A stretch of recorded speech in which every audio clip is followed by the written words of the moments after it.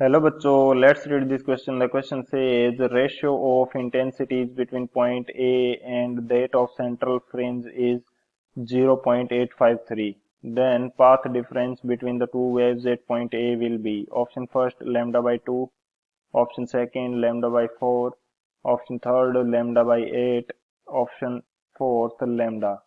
तो इस क्वेश्चन के अंदर हमें बोला गया है कि एक पॉइंट ए है एंड सेंट्रल जो फ्रिंज है इनके इंटेंसिटीज का रेशियो हमारे पास गिवन है। हमें पाथ डिफरेंस फाइंड आउट करना है इन दोनों पॉइंट्स के लिए, यानी कि point A and central fringe के बीच का जो पाथ डिफरेंस होगा इस कंडीशन के लिए वो हमें फाइंड आउट करना है। तो बात करते हैं की कंसेप्ट की यदि बात की जाए तो की कंसेप्ट के अंदर हम लोग डिस्कस करेंगे कि जो हमारे पास रिजल्टेंट इंटेंसिटी है वो किस प्रकार से फाइंड आउट की जाती है।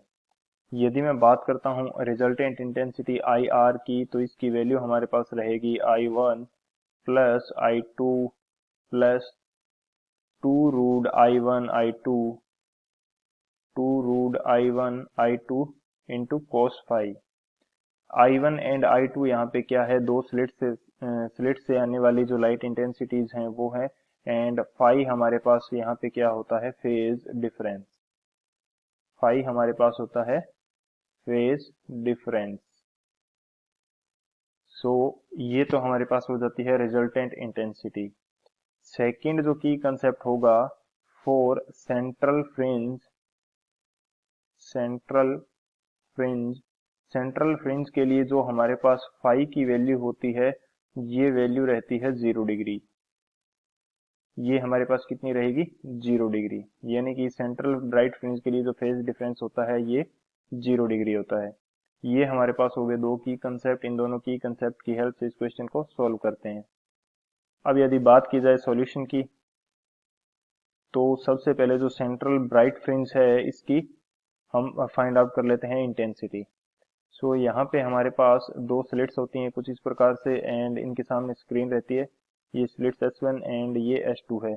यहाँ पे हमें दोनों स्लिट्स के मिड पॉइंट के जस्ट सामने स्क्रीन के ऊपर जो मिलता है सेंट्रल मैक्सिमा कुछ इस प्रकार से।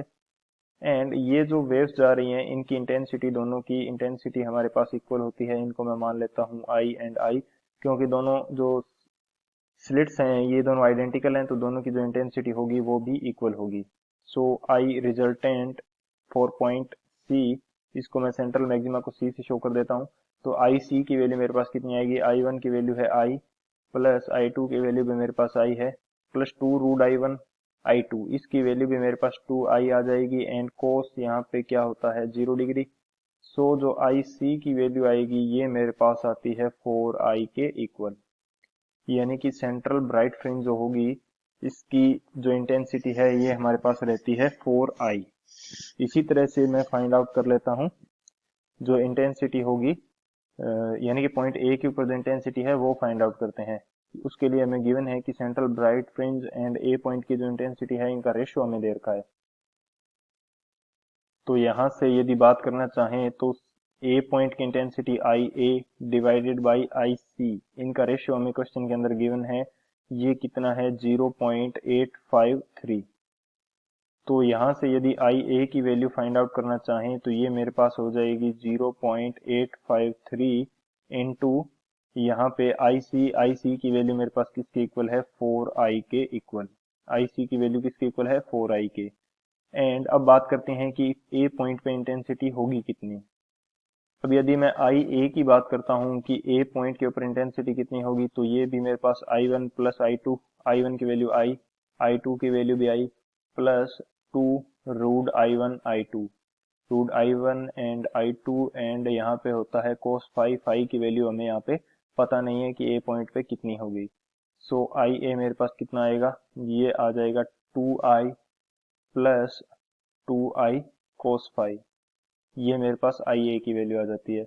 एंड सेकंड मैंने अभी आई ए की वैल्यू फाइंड आउट करी थी, वो किसके इक्वल थी, ये इक्वल थी मेरे पास 0.853 इंटू 4 आई के इक्वल।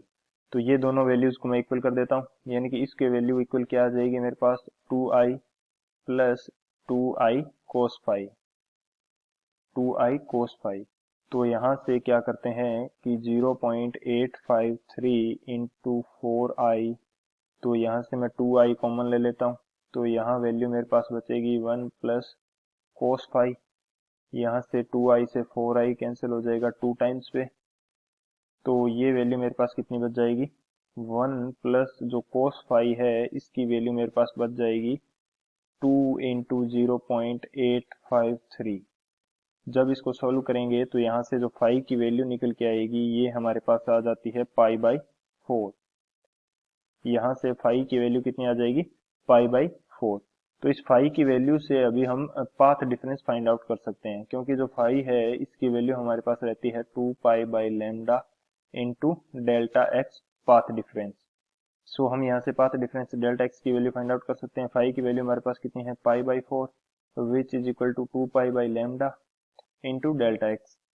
तो यहाँ से पाई से पाई कैंसिल हो जाएगा, तो जो पाथ डिफरेंस डेल्टा एक्स है इसकी वैल्यू मेरे पास कितनी निकल के आ जाएगी, ये मेरे पास आ जाएगी लैम्डा बाई 8 के इक्वल, यानी कि पॉइंट ए के ऊपर पाथ डिफरेंस कितना रहने वाला है, लैम्डा बाई 8। सो बात करते हैं ऑप्शन की, कौन सा ऑप्शन हमारे पास करेक्ट होगा इस क्वेश्चन के लिए। तो जो ऑप्शन है हमारे पास third option C lambda by 8, ये हमारा करेक्ट हो जाएगा। So option C is the final answer. I hope you understood it well. Best of luck. Thank you.